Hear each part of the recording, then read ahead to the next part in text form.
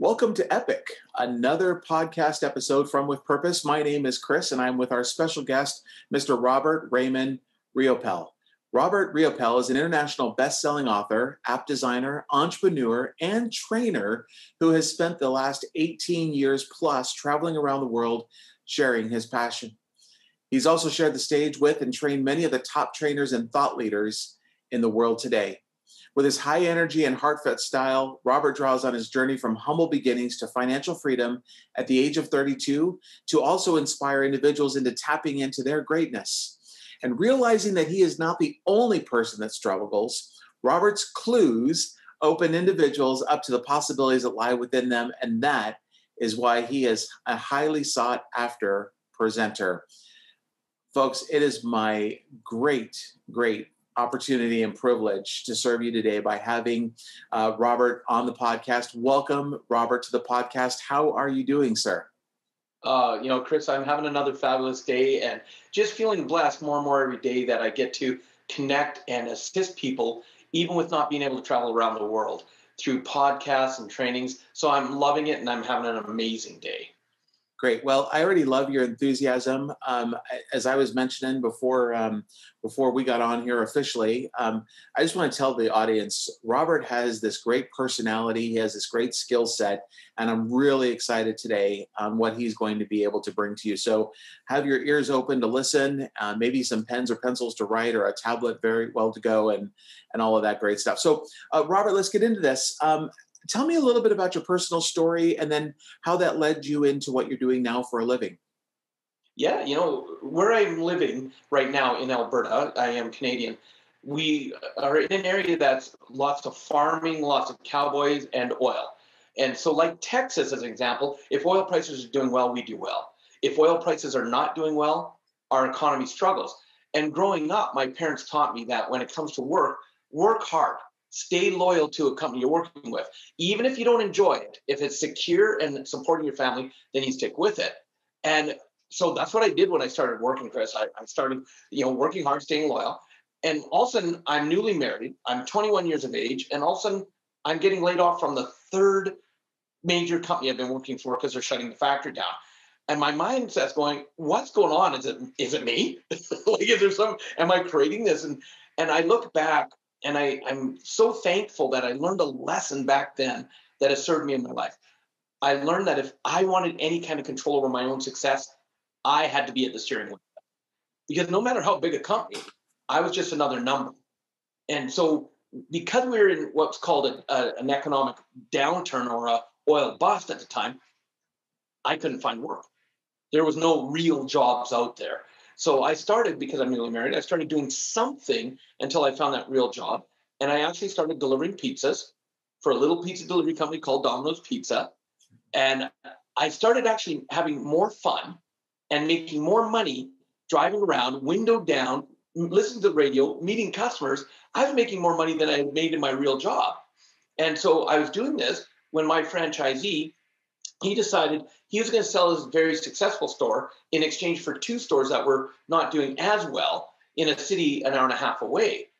And out of fear, out of necessity, because I saw myself getting laid off from another job, as a new owner would come in and probably lay everybody off. I didn't know how it would work. So I'm like, what do I do? And I went to my franchisee and I said, you've got two stores now. Do you need a manager? And we talked for a couple hours.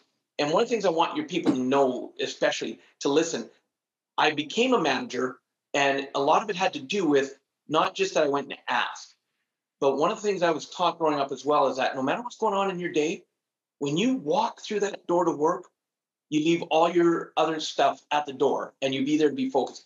So anytime I was working, I was known as Mr. Happy. I was there present. If someone was in a bad mood, Chris, here's what I'd do to them. If I saw someone in a bad mood, I'd go up and I'd be bugging them until they started getting in a good mood. Because I think you realize one negative person in a business can impact everybody, right? And so I would then, it got to the point where I would open the door to go into the store and everybody everybody be happy. And it would change the whole energy and it would just make things more fun. So because of who I am that way, my franchisee decided to make me a manager. 2 weeks later, I moved to another city I start managing. My wife, when we finally get her moved up, she becomes my assistant manager, and we go back into our habits of working hard. We start working open to close 7 days a week because we know how to do that.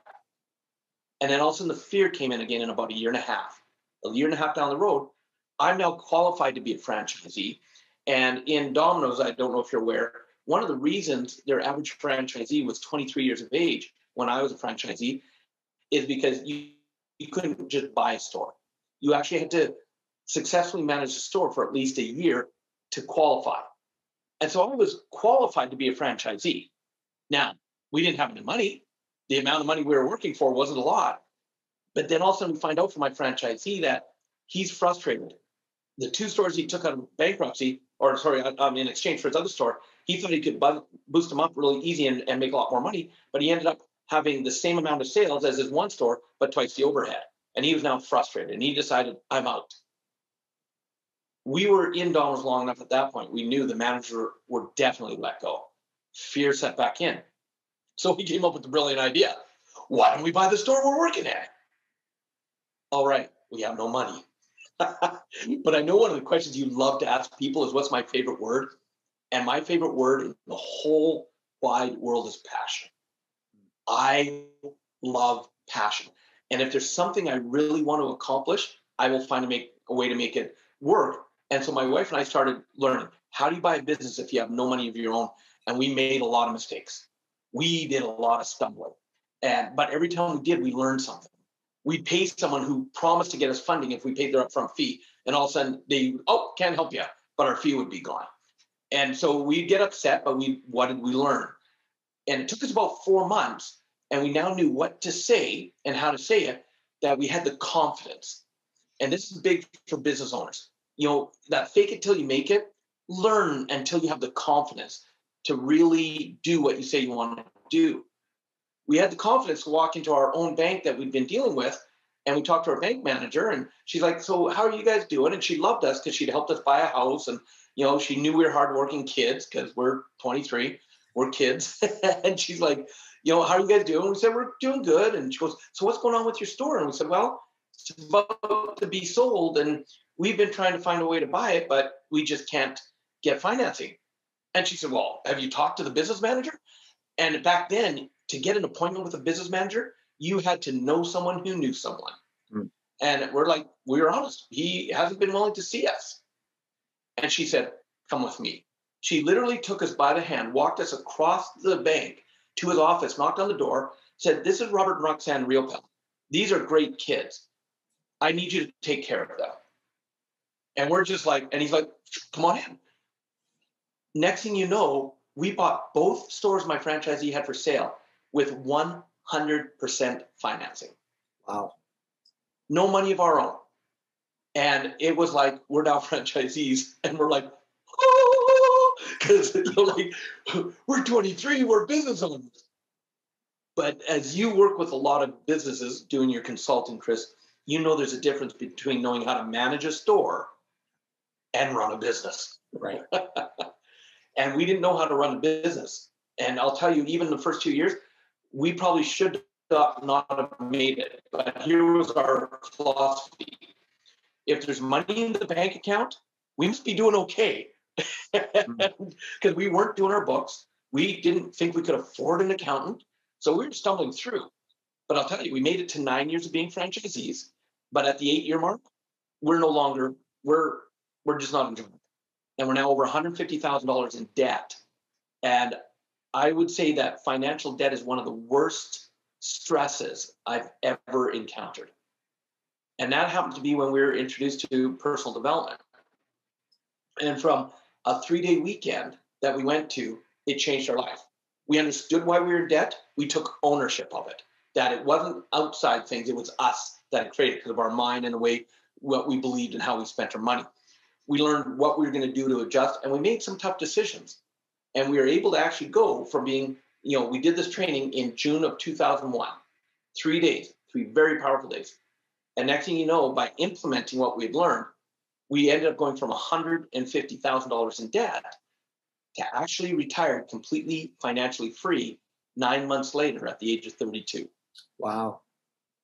And we went, that worked. And Right. then so we spent the next couple of years diving in and just learning from every master that we could, because two things happened in our life. One, we went, if this much information gave us this result, then what would more learning do?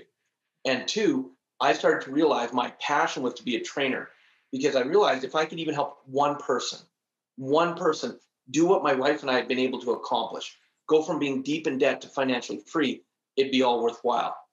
And so, as you mentioned at the beginning, for the past 18 plus years, I have been absolutely blessed to travel around the world in audiences for 3 to 5 days at a time, from 100 to 6,000 students at a time.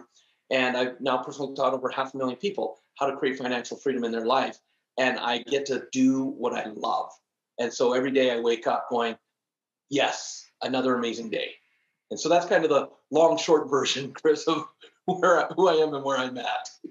I like that, sir, because a lot of people today, personally, are financially in debt, and I get it. There's good debt, there's bad debt, but what has been concerning me over the past couple of years, and maybe you can speak to this, is a lot of the times we think that because we know something on a personal level, that we don't apply that to our business level.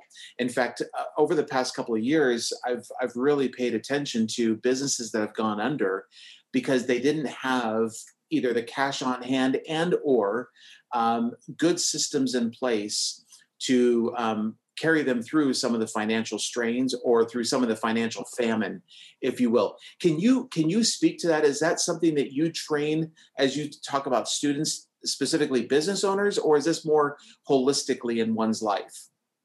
No, look, I train about 18 different programs, and one of them is a business program. And I'm one of the reasons I'm where I'm at is because I'm still an avid student. I will never quit being a student. And so, a book that I'm actually rereading right now is one that I think every business owner has to, which is E-Myth by Michael Gerber. Yeah. Because everybody thinks they're an entrepreneur, but when they realize that they're not. And so this, I only wish I would have known this when I was a franchisee, because we were definitely, that was the problem. We were not working on our business. We were working in it. And if we weren't there, the store would go down in sales. And so we come back because it is all about the systems. So kind of going to your point, what you do and the systems and the habits you have in your personal life, you absolutely want to have habits in your business life. Number one key that we learned, and the moment I did it, I've never gone back, is hiring a professional accounting firm to take care of our business books. Because I'm no expert and I don't have the time to do it. And Right. it's not the best use of my time. And one of my mind blocks I had was, well, I can't afford an accountant. But I now realize a, an accountant will save you way more money than it ever costs to pay them. And so that one, it doesn't cost you money, it earns you money by having a good accountant in place. And it's so now when you look at it and say, how am I going to work on the business? Systems that you mentioned, that's exactly it. See, Domino's Pizza had systems to run the stores, but they didn't really teach the systems to run the business side of things. Mm. And so we had to go through. And so one of the biggest things I encourage is find a mentor. You know, in my book, Success Left a Clue, I talk about that. Step number 2, find a mentor or someone to model. Quit trying to figure it out on your own. Quit trying to do it on your own. Quit trying to think you have to have all the answers, because that's just going to make you struggle in business. So yeah, systems in business are important. Working on your business is critical, and it comes down to habits. That's all it is. It's not having to be the best at everything. And some people might say though, Chris, well, Robert, I'm already so busy. I don't have any time to do any of this other stuff we're talking about, like put systems in. And I can only be blunt with people. Most people are busy and really good at being busy, but they're not productive. Yeah. And there's a huge difference between being productive and being busy. Yes, sir. And so that's where a great coach will help as well, because they're the outside eyes. Right? So let me ask you this. You talk about mentorship. Who, in your professional opinion, as well as something that has worked for you, I look around and I hear as well there's not a lot of people that have a professional mentor. They don't, I wouldn't think that they had to be particularly in that specific industry. At the same time, do you have guidelines, parameters that you would give our listeners that they should be looking for in a mentor? Well, first one would be, I only now, and I learned it the hard way, I will only have as a mentor someone that has the same values as me. Okay. Someone in alignment with me. It's easy to get caught in the trap of, well, look how successful that person is. So I don't like them as a person, and I don't necessarily agree with their way of doing things, but their system seems to work, so I'll mentor from them. I've tried that, doesn't work. That's when I self-sabotage. So number one, someone that's in alignment with who you are. They have the same kind of beliefs. See, I love to treat people like gold. So I know a lot of mentors in the training arena that are just sheer assholes. They are. And that's great for people who like that, but I don't. I want someone who respects people so they can teach me how to even be greater at respecting other people, if that makes sense, right? But a trap that people fall into, Chris, is they go, some of the greatest mentors are no longer even around. So I've missed out on great mentors, or I can't afford a mentor. And I'm going to tell you, get creative. Get creative. Especially if the person's passed on. Find out if they have a biography. Find out if they wrote a book. Find out if they have any kind of training program, and do whatever it takes to get a hold of that information. I love biographies because I don't want to just see someone's results where they're now, ultra rich or ultra successful or whatever. I want to know the journey, because I can learn more from the journey than just looking at the destination. Sure. And then the other side of things with mentors too, if you want to know a real key secret that most people miss that could actually elevate their success so quickly. I don't know if you're interested, Chris. I'm interested, and I think our listeners are. Okay, I'm just checking. I want to check. Is when you're getting a mentor or finding a mentor, then you also want to be asking yourself the question, who can I be a mentor for? Okay. But Robert, what if I'm not the best at it yet, or I'm just new in business, or I don't have enough experience? That's just a lot of yada, yada, yada. That's mind talk trying to hold you back. You be honest and authentic with where you're at, and you start mentoring someone else who's not at your level. Because here's a secret formula. Learn something, do it, then teach it. Yep. Because would you agree, the moment you start teaching, you learn it at a deeper level, right? Yes, you do. So, and then what do you do once you learn, done, teach? You repeat. Learn, do, teach. Learn, do, teach. And if you do this and you're willing to be kind of that whatever it takes kind of attitude to get mentorship and be creative, it's amazing what you can accomplish. And I'll give you an example right from my life if you're interested. Please. Okay. I knew I wanted to be a trainer. And my first mentor that I wanted to really learn from, his courses changed my life. I don't know if you've ever heard of T. Harv Eker, Secrets of the Millionaire Mind. It's it's all about mindset and why you handle money the way you do. It's an amazing program. We've impacted millions of lives around the world with it. It's actually for 18 years. That's one of the main programs I was teaching, was the one that helped me get financially free. I then started teaching it. And I remember my wife and I are volunteering at almost every event he's putting on as our way of giving back, because we're financially free now. We're loving what we're learning. I know I want to be a trainer. And so we want to give service and give back. And I remember I had wanted to ask him to be my mentor. And I was so nervous about it. And I was like just a wreck. And we were finishing an event that he was speaking at, and we've been helping him out. We're sitting down and having drinks after. And I finally got the courage to ask him. I'm sitting there and I said, Harv, I got a question. And he goes, what is it? I said, would you mentor me? And he thinks about it for a moment, and he looks at me and goes, no. He said, first of all, I don't do one-on-one mentoring. I don't have the time. And if I did, it'd probably cost you about $1 million for that mentoring. And first of all, here I was on the outside going, okay, thank you. I appreciate you, you considering it. But on the inside, I was pissed. In my mind, I'm like, how dare he? How much we volunteer and all this stuff's going through. We finish up, and as soon as my wife and I are alone, I just unload. I'm like, Who does he think he is? How dare you? That's it. Inconsiderate. Blah, blah, blah. We're never volunteering for him again. And my wife's just sitting there listening, letting me get it out. I stop and she goes, "Are you done?" I said, "What do you mean, am I done?" She goes, "Are you done?" Well, and she goes, "Obviously you're not done. Come on, get it out." I finished and she goes, "Are you done?" And I'm like, "Yeah, I'm done." She goes, "Well, first of all, wrong answer." I'm like, "What do you mean?" She goes, "If I'm hearing you correctly, you asked him a question. He spoke his truth to you of why it will not work for him. And you're now upset that he spoke his truth. Am I getting that right?" And I'm like, I was still not calm, right? And she goes, "So the wrong answer is no, we're not going to stop volunteering. In fact, we're going to volunteer more." Tris, I thought my wife had gone off her rocker. I'm like, "What do you mean we're going to volunteer more?" She goes, "Is there not more than one way to get what you want?" I said, "Yeah." She goes, "When we're volunteering, are you not watching hard?" "Yeah." "Are you learning from that?" "Yeah." "Do we have $1 million?" "No." "Then get off your high horse. Let's volunteer more. He'll mentor you whether he knows it or not." And I'll tell you, I just celebrated my 32nd wedding anniversary, Chris. I will tell you, I would not be here today doing what I do today if it wasn't for my wife. And I've learned, for all your listeners that want to know how to have great relationships, 2 magic words. Yes, dear. Those are the 2 magic words.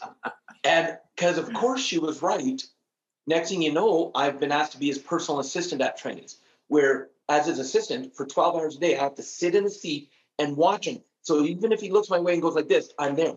So now I'm watching every move, every gesture, every voice tone. I'm observing it all. Next thing you know, I become his very first protege, and I end up saving $1 million and then getting paid to learn from him because I got out of my own way. So for your listeners, get creative on how to be mentored. If you don't have the money in the beginning, then put in a little extra work. Be willing to, I call it being a virtuoso. A virtuoso, and this is kind of the master key to having success in life. Start wherever you can. If there's something I want to learn, I don't care if I'm scrubbing toilets. I don't care if I'm turning shoes. Hey, for my mentor, I was polishing his shoes sometimes, pressing his shirt sometimes, getting a lot of meals for him, making sure he was awake and ready for the stage. And I did it with joy because I wanted to, and I got to learn every aspect of the training arena. So that today, when I'm on stage, the reason I've been able to train thousands and thousands of trainers around the world is because I know the training industry inside and out, the good, the bad, the ugly, the logistics. Not only how to do that, but how to then do a training, how to hold a room of 6,000 people at a time, and then how to do the sales to make sure it's monetized as a business, because a business is something that's supposed to make a profit. Right. So because I have all that awareness, that's why I've been able to accomplish what I have. But I just got started to get going with it. I really like that. I think we're going to scrub the whole 2 magical words from this podcast. Yes, dear. No, I'm just joking with you. You know what? I want to go back to your guideline number 1 or your rule number 1 on a mentor. And I liked everything that you said. I really want to zone in on this one. And you said you've got to find someone that has the same values you do. And I think when we have to be very real with ourselves, don't we? We have to be self-aware in order to figure out what we're looking for in somebody else. Yes. Would you agree? Absolutely. So when we think about this and we're self-aware, I think that's probably the first step in growing who we are, is recognizing who we are and then saying, these are my strengths, these are my weaknesses or blind spots, and these are the areas that we have to be vulnerable to, right? Yes. And a lot of people, they believe that vulnerability is weakness, but I'll tell you from my experience, vulnerability is strength. So you've got to be willing to be vulnerable. And I would agree to that. I would so agree to that. Let me ask you this. You briefly, you talk about 4 phases of life that people constantly go through. Can you do that in the next few minutes or so for us? Oh, absolutely. I'll give you the Cliff Notes version of it. I use the acronym OPEN, and I will let you know that this is not information I originally came up with. I have an amazing friend who this was his something, I call him the quantum monk. And here's why. He was actually a monk for 8 years, did over 15,000 hours of meditation, but he also studies quantum physics. So he can tell you all about spirituality as an example and tell you all the science behind it. Wow. The man is brilliant. And he came up with what he called his chaos modules, but it wasn't his passion. It just came across in his studies and what he found was interesting. And when I learned it, I'm like, great, oh my goodness, this needs to get out to the world. If you're not going to teach it, can I teach it? And he's like, absolutely. So I spent hours interviewing on Zoom and going in and deep dive to make sure I had the same, understanding. And then I put it into my own words and turned around, it blew him away of how the level I took it to. And to keep it simple, I use the acronym OPEN. The O stands for observation phase. When you're in the observation phase, you've heard people say we're a human being, not a human doing. Well, in the observation phase, you're a human creating. This is the time to be aware. This is the time to ask yourself, what is it I truly want in my life? This is the time to meditate, to be present. This is the time to create vision boards. I'm a huge believer in vision boards. And it's not about putting something on a vision board and then having to figure out every step to get it. No, you're dreaming, you're creating, you're observing in this phase. And then phase number 2, for entrepreneurs especially, and I want them to listen close. This is the phase that most of them miss out. And because they try to ignore it, even though they're going through it, it causes sabotage. And the P stands for the pamper phase. In other words, this is the time to take care of you. This is the time when you're in the pamper phase, you go on a vacation, or if you can't just go on a vacation, you plan a vacation. Or maybe you go get your nails done, you get a massage. You do something to take care of you, because there's a saying that you cannot give what you don't have. And most entrepreneurs, especially when they're in the thick of running their businesses, they don't think they have time. So a couple things you do to get creative. If you like reading a book, then sit down for 20 minutes and just read. I have an app called Calm I listen to all the time. If I have a 20 minutes to myself, because my mind gets going so busy, I put on the sound of rain and I just take 20 minutes and I focus on me. People go, Robert, why do you travel all over the world to train? And part of it is because I love training people in all cultures. But another part of it is it's selfish. See, when I hop on a plane for 12 to 14 to 16 hours, Chris, that's my time. That's my time. I don't connect to Wi-Fi. I read. I watch movies because I love movies. I eat good food and I drink good wine. That's my time to take care of me. Does that make sense? Yep. Because the next phase you enter in, which is the E, stands for energy phase. And the energy phase is when you get stuff done. So while I'm traveling, I'm taking care of myself in the pamper phase because I know when I land, I'm about to do 3 to 5 days, 12 hours a day on stage. So I know I'm going to be in a full-on energy phase. So I have to make sure I'm ready for it, that I can handle it. And so in the energy phase, you're doing documents, you're doing meetings, you may pull an 18, 20-hour day. But when you're in the energy phase, if you've taken care of yourself in pamper, you can do it. And that's when you're productive, not just busy, productive. And then the N is the N is the second letter of the word because I wanted the acronym open and it was the best word that described it. And that is called unclutter, the unclutter phase. Another name for that is chaos.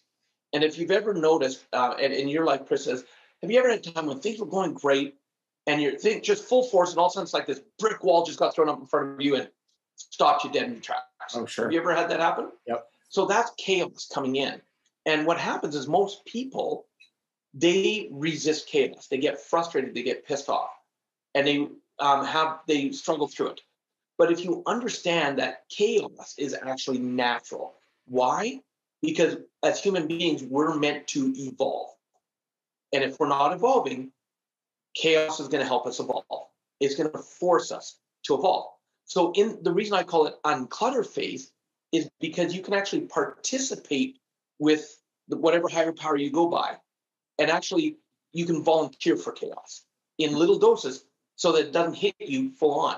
And that means like uncluttering. I come into my office, and if it's dirty, I'm going to unclutter it because I'm volunteering to clean things up. You go to a fridge, you open, and you go, I think there's some food in there we should probably take out. You're showing the universe you're willing to unclutter. And in the unclutter phase, this is where you've got to be courageously willing to destroy something. In other words, if there's a business or personal relationship that hasn't been working, it might be time to destroy that relationship. Because some relationships just aren't meant to be, but how long do we hang on to them? Because we think we can make them work, and yet we go down more and more. So in this phase, probably one of the biggest things you can destroy is a negative, non-supportive belief that you've been hanging on to for too long. This is the time to say, you know what? Time to look at this a different way. That belief has not been serving me. So time to let it go and learn a new way.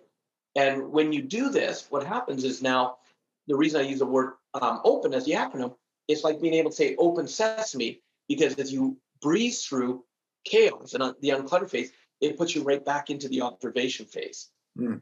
And the key that my friend Greg says, he says, instead of being willing to live life, courageously allow life to live you. Oh, I like that. And if you do that, then it ties into that saying that most people have heard and believe, that everything happens for a reason. And Chris, have you heard that saying before? I have. Do you believe that saying? I do. Did you know that's not the whole saying? What's the rest of it? It is everything happens for a reason, and that reason is there to serve me. Oh, interesting. And yet most people don't know the second part. And if you understand it fully, then that means no matter what you go through, there's a lesson there. Now, this activates curiosity when you look at it that way. And I'm never going to say that you'll instantly get the answers of why something happened. Sure. Because sometimes something comes out of left field and you're like, why the heck did that just happen? And you may not know for years. But then it's the key of, can I take a lesson from that moves me forward? Even if it's, I know not to go through that again. For me, I had to take 3.5 years off. I was going to take a year off because I was burnt out. I was training way too much, overliving my passion. And that 1 year turned into 3.5 years. And I noticed some negative non-supportive habits started coming back in, but also I went through 2 back surgeries. See, when I was overliving my passion, I wasn't taking care of myself on the stage, and I herniated a disc. And when I finally got the surgery, after 6 weeks in bed, not being able to move, I ended up getting surgery. I felt so great. I didn't listen to the doctor. 3 weeks later, I re-herniated the same disc. Ended up having to go back to the hospital for 3 weeks to allow the swelling to go down enough for them to redo the surgery. And when I woke up from that surgery, I went, I'm never going through that again. I'll do whatever you tell me to do. So I learned what not to do, what didn't work. And so it was a great lesson for me in my life. And today, 12 years later, I'm so aware of my body, and I if my back starts to tighten up, I know I have to stop doing what I'm doing or make an adjustment instead of just what most entrepreneurs do. I'll just fight through it. I'll just keep going. I'll make it work. There's times when you've got to step back and go, maybe I need to do something different or ask for help. That's where that vulnerability comes in. So those are the 4 phases, Chris. I like that. Thank you very much for sharing. And speaking of asking for help, how do people find you? Social media, email, phone, that type of thing? Yeah, I'm on Facebook. I have a fan page. They can absolutely follow me there. They can also go to successleftaclue.com. That is my website. And, I love to give people a gift for you having me on your podcast. My first book, which is Success Left a Clue, and you can see it on the camera behind me. I'm writing my second one right now, The Authority Key. But what I would like to do is, for your audience, is if they are interested, they can actually get the ebook of Success Left a Clue as our gift for me being on your podcast today. Well, wonderful. I would love to hear from you later on about how many listeners took you up on that offer. So I hope we stay in touch, sir. Thank you so much, not only for the gift for the listeners, but your contribution to society, to your family, to those employees that you led at Domino's, and the 500,000 people that you have trained to be freer. Not just financial, but their mindset and what they do in living a purpose, if you will. So yes. Thank you so much for being on this and for what you bring to the community. Oh, thank you. My pleasure. Appreciate being here. Robert, again, we'll have to have you back on. Would love to promote your next book as it's coming out. But in the meantime, I hope for our listeners that they'll reach out to you. And again, as a reminder, thank you guys all for listening to this amazing episode of Epic. As a host, my name is Chris, and it's been a pleasure to serve you as well as have my guest Robert on today. Make it a great day. And as I always like to say, live with purpose.